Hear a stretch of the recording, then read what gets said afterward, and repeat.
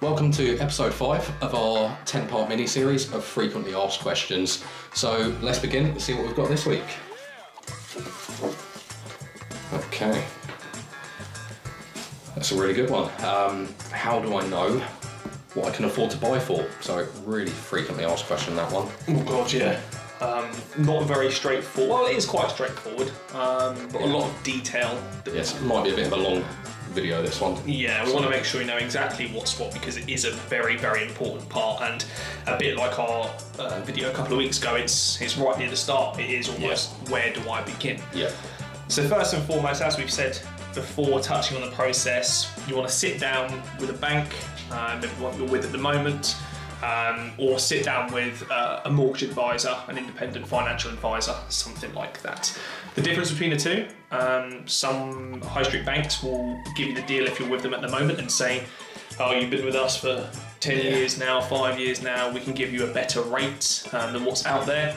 They're probably, in fact, definitely only going to be giving you the opportunities that they can offer from themselves. Yeah, and I will say it's quite rare that you actually get a deal like that nowadays. It's occasional, but doesn't happen all the time, does it? No. Yes, it might be the easiest option to go for. It's there in front of you and it doesn't require any effort, but if you shop around, if you look around, or get someone to shop around for you, you will save a lot of money and find the better rates that not necessarily are the ones coming from the high street banks, but your building societies and different lenders behind the scenes. A financial advisor is able to do this for you. They can search, some of them can search over 100 different lenders and tailor the perfect product to your needs depending on what you're after, really, in terms of term, monthly payments, how much deposit you've got, etc. A financial advisor or a mortgage advisor is definitely the route I would personally go, and I have gone in the past. Yeah. It's purely, I guess, to put it in a simple way, it's almost kind of compare the market, but for mortgages. Yeah. And you've got somebody doing all that legwork for you. Exactly. And I think it's also nice because you've always got one point of contact then, as opposed to being passed around banks, call centres and bits and bobs like that. Yeah. Now, what I would say is obviously there's a lot of mortgage advisors out there. Tap into Google and tons are going to come up. Yeah, hundreds. Even thousands. Facebook nowadays, there's tons of advertising now. What I would say is, another common question that we do get asked about mortgages is, do I have to pay for that advice or to take a mortgage? There's no right answer because, yeah, you can pay for it. Anything between 100 quid and kind of a percentage of the property, but there are a select few people out there who will do it free of charge. So what you may or may not know is mortgage advisors get paid commission from the bank or building society who they place you with. But some of them just like to take commission from you directly as well, which there's no issue with. But personally, I would always try and find a free independent mortgage advisor. That's my preference. Save a bit of money. Of course, and that's what it's all about. Well, they're there to save you money in the long run, the monthly payments with different products that are out there from different lenders.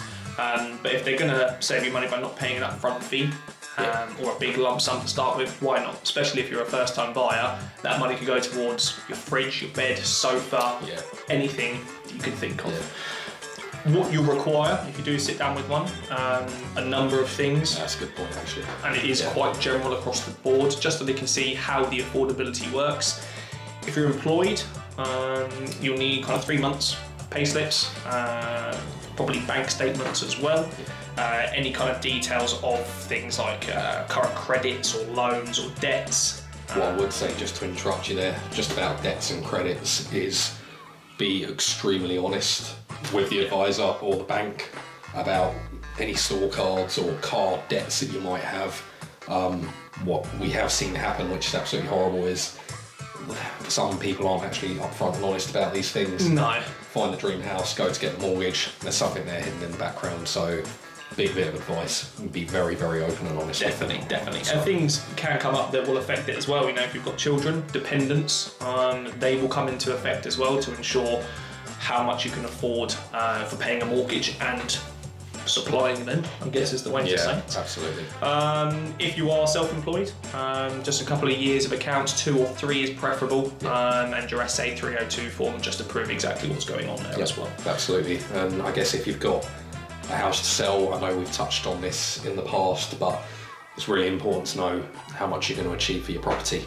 But that could be where a lot of your deposits coming from, out of the equity of your house. Exactly. So I would say, definitely find that out first.